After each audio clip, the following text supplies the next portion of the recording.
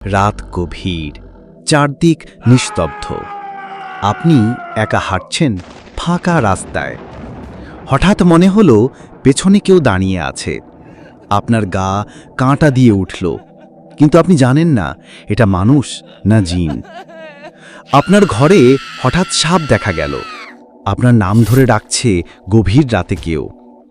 আয়নার মধ্যে অদ্ভুত কিছু দেখা যাচ্ছে, আর বিছানায় শুয়ে নিজেকেই দেখলেন বসে থাকতে। এগুলো কি কেবল কল্পনা? না ভাই, এই ভয়গুলো বাস্তব।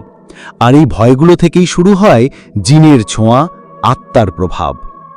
আজকের ভিডিওতে জানবেন এমন 17টি গুরুত্বপূর্ণ ইসলামী সতর্কতা ও করণীয়, যা একবার জানলে ইনশাল্লাহ আপনি নিজেও নিরাপদ থাকবেন, পরিবারকেও রক্ষা করতে পারবেন।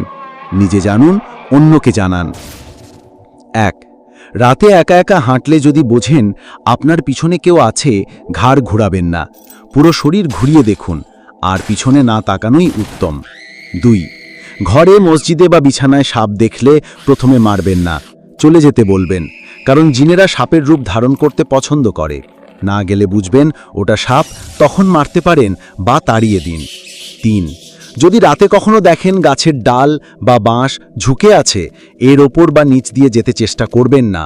সূরা ইখলাস, সূরা ফালাক, সূরা নাস, আয়াতুল কুরসি পাঠ করুন। 4.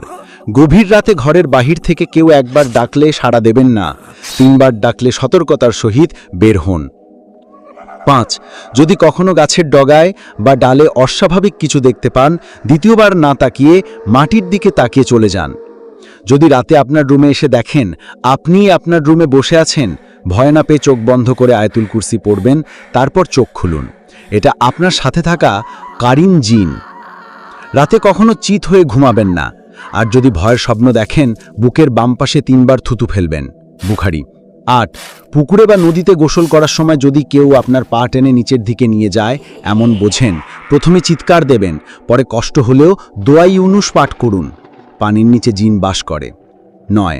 যদি রাতে কখনো দেখেন কুকুর বা বিড়াল আপনার সাথে অস্বাভাবিক আচরণ করছে, তাহলে সাথে সাথে মাটিতে একটা বৃত্ত এঁকে তার ভিতরে দাঁড়িয়ে যান আর দোয়া ইউনুস পাঠ করুন। 10. যদি কখনো রাতের বেলায় পথ হারিয়ে ফেলেন বা একই রাস্তায় বারবার জ্বলিয়ে আসেন বা গন্তব্য মনে পড়ছে না, আজান দেবেন, ঠিক হয়ে যাবে, গাইরান নামক জিন আপনাকে ঘোরাচ্ছে। 11.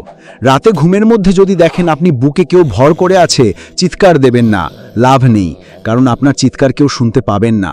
আপনার জানা যে কোনো সূরা বা আয়াত পাঠ করুন। 12. মরা মানুষের আত্মা আপনার সামনে ঘুরে বেড়াচ্ছে এমন কিছু ঘটলে ভয় না পেয়ে আয়াতুল কুরসি পড়বেন। জিনেরা এমনটা করে থাকে, শুধু সালাম দিয়ে চলে যান। 13.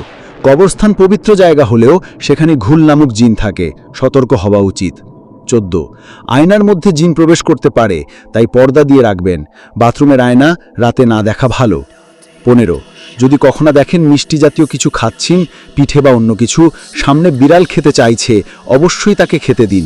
সাপ আর বিড়ালের রূপ ধারণ করতে জিন পছন্দ করে, আর ওদের প্রিয় খাবার মিষ্টি। 16. মাগরিবের সময়, ঠিক দুপুরবেলায় এবং রাত 12টার দিকে জিনদের প্রভাব বেশি থাকে। এই সময় সতর্ক থাকবেন, বাচ্চাদের সতর্ক রাখবেন, বিশেষ করে সন্ধ্যায় বিসমিল্লাহ বলে দরজা বন্ধ করবেন। 17. অতিরিক্ত রাগ করবেন না। রাগের সময় আমাদের মুখের কথা যখন আটকে যায়, তখন জিনেরা আমাদের শরীরে প্রবেশ করে। রাগের সময় দাঁড়িয়ে থাকলে বসে যান, বসে থাকলে শুয়ে যান। আপনি যদি এই ভিডিওটি এখান পর্যন্ত দেখে থাকেন, তাহলে অনুরোধ করব আমাদের রহস্য পথিক ইউটিউব চ্যানেলটি সাবস্ক্রাইব করুন। এমন অদ্ভুত সত্য ঘটনা, ইসলামী মূল্যবোধ ও হৃদয় ছোঁয়া কাহিনী আমরা নিয়মিত আপনাদের সামনে তুলে ধরছি। জাযাকাল্লাহ খায়রান।